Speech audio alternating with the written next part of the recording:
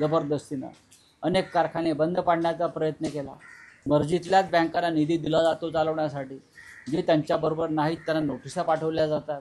आता जी सहकारी बँकेचं अस्तित्व आहे नागरी बँकांचं, त्या एकत्र करून त्याचाही घास अजगराप्रमाणे गिळला जातोय। मग महाराष्ट्रानं करायचं, महाराष्ट्रानं गुजरातच्या दारामध्ये भीक मागायला उभं राहायचं का? अमित शहाच्या दारात कटोरा घेऊन उभं राहायचं? हा गंभीर विषय जर राज्याच्या मुख्यमंत्र्यांना कळत नसेल आणि ह्या निर्णयाचं ते आणि त्यांचे उपमुख्यमंत्री बिंडो झांजा वाजवून स्वागत करत असतील, तर बाळासाहेब ठाकरेंचा कोणता विचार तुम्ही पुढे घेऊन चाललेला आहात मिस्टर लिंधे, हे सांगा ना। ज्या पद्धतीनं तुम्ही अमित शहाचे बूट चाटताय महाराष्ट्र विरोधी निर्णयासाठी, ही गोष्ट गंभीर आहे या राज्यासाठी। हा विषय लोकांपर्यंत पोचावा म्हणून मी त्यांना मराठीमध्ये पत्र लिहिलं, इंग्लिशमध्ये त्यांना पाठवतो पुराव्यासह की कसं कसं नुकसान होतं आहे महाराष्ट्राचं। हजारो लोक यात काम करत आहेत, अनेकांची रोजीरोटी या चळवळीवरती अवलंबून आहे। आमचे अनेक या क्षेत्रातले कार्यकर्ते उत्तम काम करत आहेत नागरी सहकारी बँकांच्या संदर्भात।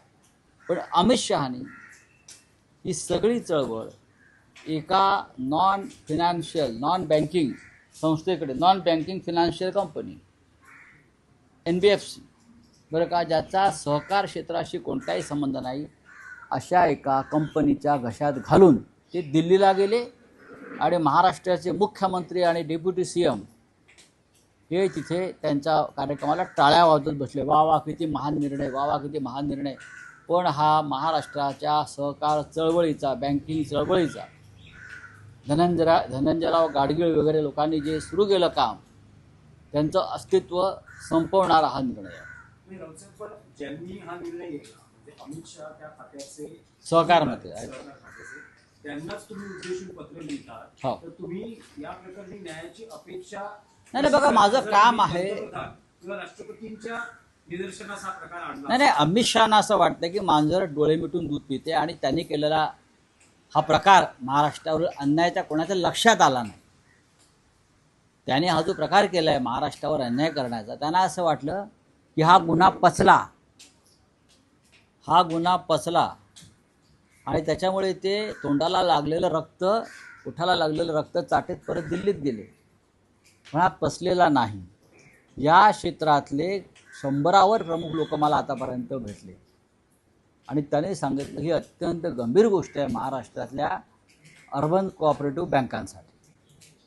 आणि त्यानंतर मी याच्यात थोडा अभ्यास केला, हे माझं क्षेत्र जरी नसलं तरी हा महाराष्ट्रावर अन्याय आहे हे जेव्हा मला पटलं, तेव्हा मी त्यांना एक पत्र लिहिलं आहे।